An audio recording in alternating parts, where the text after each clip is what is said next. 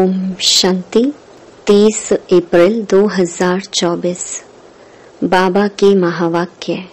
मीठे बच्चे, अपना पोता मेल चेक करो कि सारे दिन में बाप को कितना समय याद किया। कोई भूल तो नहीं की, क्योंकि तुम हरेक व्यापारी हो। प्रश्न, कौन सी एक मेहनत अंतर्मुखी बन करते रहो तो अपार खुशी रहेगी।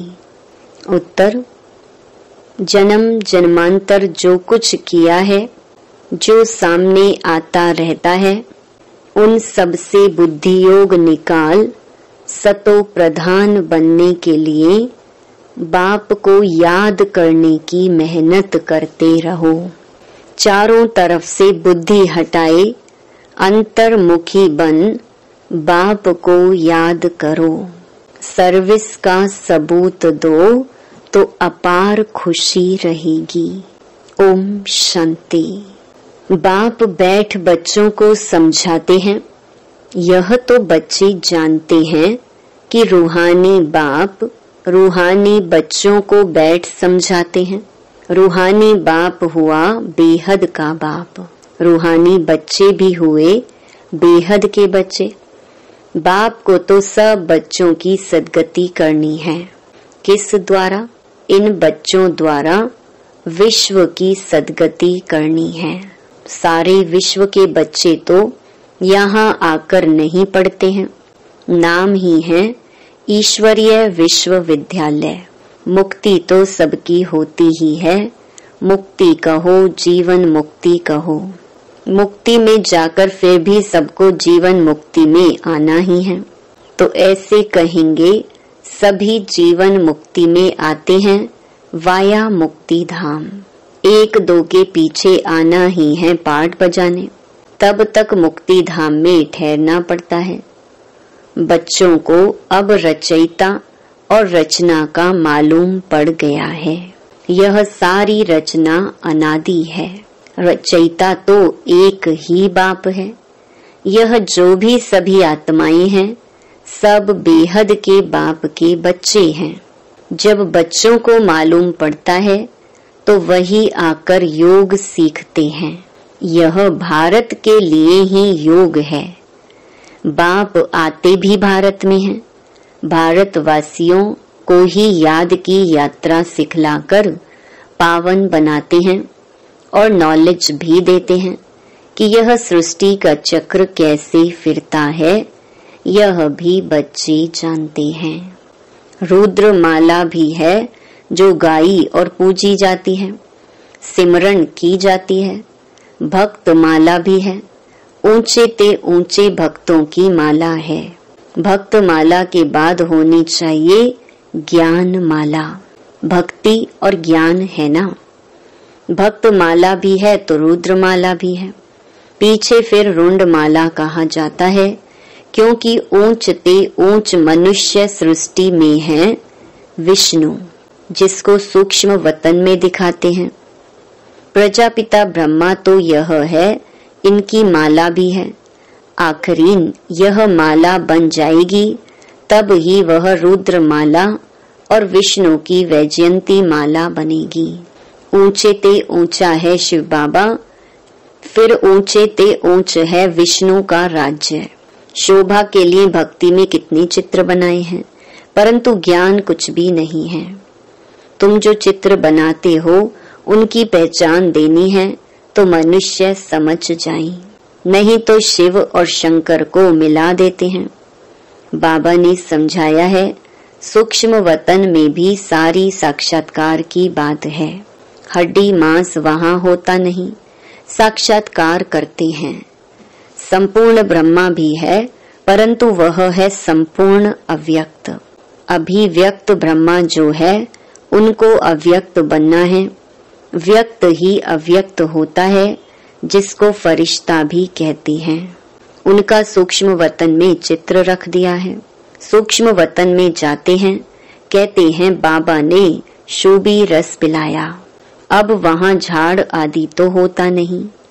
वैकुंठ में है, लेकिन ऐसे नहीं कि वैकुंठ से ले आकर पिलाते होंगे।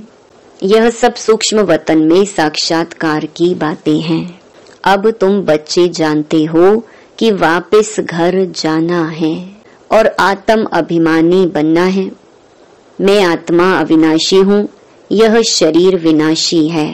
आत्मा का ज्ञान भी तुम बच्चों में है। वे तो आत्मा क्या है यह भी नहीं जानते।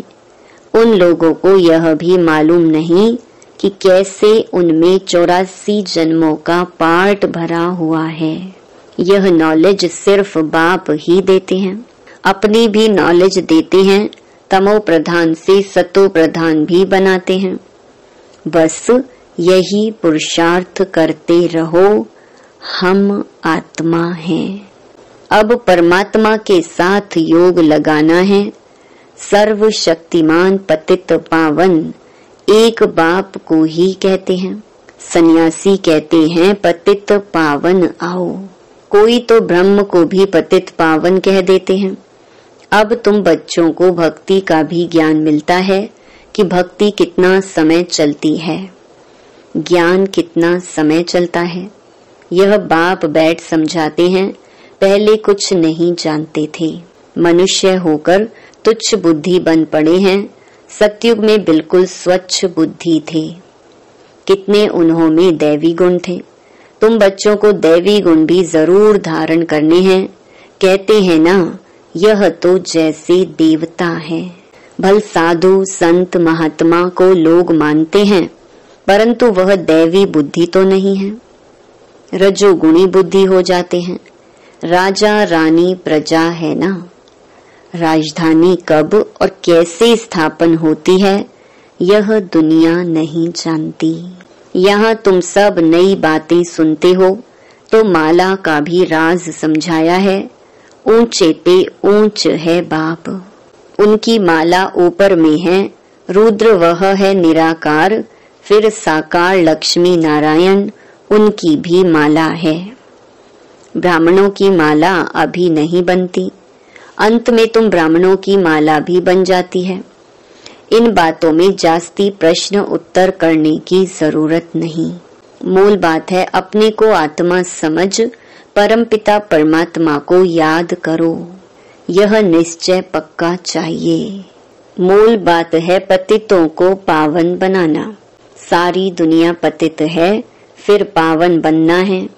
मूल वतन में भी सभी पावन हैं, तो सुख धाम में भी सब पावन हैं। तुम पावन बनकर पावन दुनिया में जाते हो। गोया अब पावन दुनिया स्थापन हो रही है। यह सब ड्रामा में नूंद है। बाप कहते हैं सारे दिन का पोता मेल देखो, कोई भूल तो नहीं हुई। व्यापारी लोग मुरादी संभालते हैं, यह भी कमाई है। तुम हरेक व्यापारी हो, बाबा से व्यापार करते हो। अपनी जांच करनी है, हमारे में कितने दैवी गुण हैं, कितना बाप को याद करते हैं, कितना हम अशरीरी बनते जाते हैं। हम अशरीरी आए थे, फिर अशरीरी बनकर जाना है। अभी तक सब आते ही रहते हैं, बीच में जाना तो एक को भी नहीं है। जाना तो सबको इकट्ठा है। भल सृष्टि खाली नहीं रहती। गायन है राम गयो रावण गयो, परंतु रहते दोनों हैं। रावण संप्रदाय जाता है तो फिर लौट कर नहीं आता, बाकी यह बच जाते हैं। यह भी आगे चलकर सब साक्षात्कार होना है। यह जानना है कि नई दुनिया की स्थापना हो रही है, पिछाड़ी में क्या होगा। फिर सिर्फ हमारा ही धर्म रह जाएगा। सतयुग में तुम राज्य करेंगे, कलयुग खत्म हो जाएगा, फिर सतयुग को आना है। अभी रावण संप्रदाय और राम संप्रदाय दोनों हैं। संगम युग पर ही यह सब होता है। अभी तुम सब कुछ जानते हो। बाप कहते हैं बाकी जो कुछ राज हैं वह आगे चलकर धीरे धीरे समझाते रहेंगे। जो रिकॉर्ड में नोंद है वह खुलते जाएंगे, तुम समझते जाएंगे। इन एडवांस कुछ भी नहीं बताएंगे। यह भी ड्रामा का प्लान है। रिकॉर्ड खुलता जाता है, बाबा बोलता जाता है। तुम्हारी बुद्धि में ये सब बातों की समझ बढ़ जाती है। जैसे जैसे रिकॉर्ड बजता जाएगा वैसे वैसे बाबा की मुरली चलती जाएगी। ड्रामा का राज सारा भरा पड़ा है। ऐसे नहीं रिकॉर्ड से सुई उठाकर बीच में रख सकते हैं तो वह रिपीट हो, नहीं, वह भी फिर वही रिपीट होगा, नई बात नहीं। बाप के पास जो नई बात होगी वह रिपीट होगी। तुम सुनते और सुनाते जाएंगे, बाकी सब गुप्त है। यह राजधानी स्थापन हो रही है, सारी माला बन रही है। अलग अलग जाकर राजाई में तुम जन्म लेंगे। राजा रानी प्रजा सब चाहिए। यह सब बुद्धि से काम लेना पड़ता है। प्रैक्टिकल में जो होगा सो देखा जाएगा। जो यहाँ से जाते हैं वह अच्छे साहूकार के घर में जाकर जन्म लेते हैं। अभी भी तुम्हारी वहाँ बहुत खातरी होती है। इस समय भी रतन जड़ित चीजें सबके पास होती हैं, परंतु उन्होंने इतनी पावर नहीं है। पावर तुम्हारे में है। तुम जहाँ जाएंगे वहाँ अपना शो करेंगे। तुम तो ऊंच बनते हो तो तुम जाकर वहाँ दैवी चरित्र दिखाएंगे। आसुरी बच्चे जन्मते ही रोते रहेंगे, गंदे भी होते हैं। तुम तो बड़े कायदे सिर पलेंगे। गंद आदि की बात नहीं। आजकल के बच्चे तो गंदे हो पड़ते हैं। सतयुग में ऐसी बात हो ना सके। फिर भी हेवन है ना, वहाँ बांस आती नहीं जो कहना पड़े अगरबत्ती जलाओ। बगीचे में बहुत खुशबूदार फूल होंगे। यहाँ के फूलों में इतनी खुशबू नहीं। वहाँ तो हर एक चीज में 100% खुशबू रहती है। यहाँ तो 1% भी नहीं है। वहाँ तो फूल भी फर्स्ट क्लास होंगे। यहाँ भल कोई कितना भी साहूकार हो तो भी इतना नहीं। वहाँ तो किस्म किस्म की चीजें होंगी। बर्तन आदि सब सोने के होंगे। जैसे यहाँ के पत्थर वहाँ फिर सोना ही सोना। रेती में भी सोना होता है। विचार करो कितना सोना होगा। जिससे मकान आदि बनेंगे। वहाँ ऐसी मौसम होगी, ना सर्दी ना गर्मी। वहाँ गर्मी का दुख नहीं जो पंखे चलाने पड़े। उसका नाम ही है स्वर्ग। वहाँ अपार सुख होता है। तुम्हारे जैसा पद्मा पदम भाग्यशाली कोई बनते ही नहीं। लक्ष्मी नारायण की कितनी महिमा गाते हैं। उनको जो ऐसा बनाते हैं उनकी कितनी महिमा चाहिए। पहले होती है अव्यभिचारी भक्ति, फिर देवताओं की भक्ति शुरू होती है। वह भी भूत पूजा कहेंगे। शरीर तो वह है नहीं। 5 तत्वों की पूजा होती है। शिव बाबा के लिए तो ऐसे नहीं कहेंगे।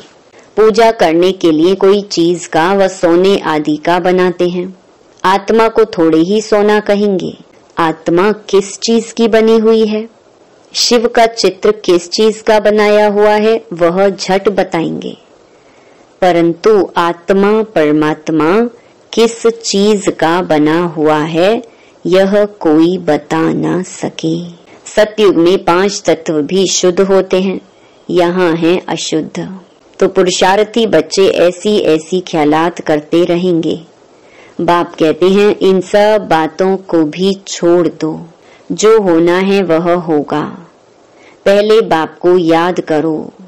चारों तरफ से बुद्धि हटाकर माम एकम याद करो तो विकर्म विनाश होंगे।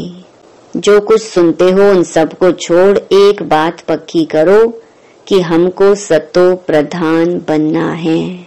फिर सतयुग में जो कल्प कल्प हुआ होगा वही होगा। उसमें फर्क नहीं पड़ सकता। मूल बात है बाप को याद करो। यह है मेहनत, वह पूरी करो। तूफान तो बहुत आते हैं।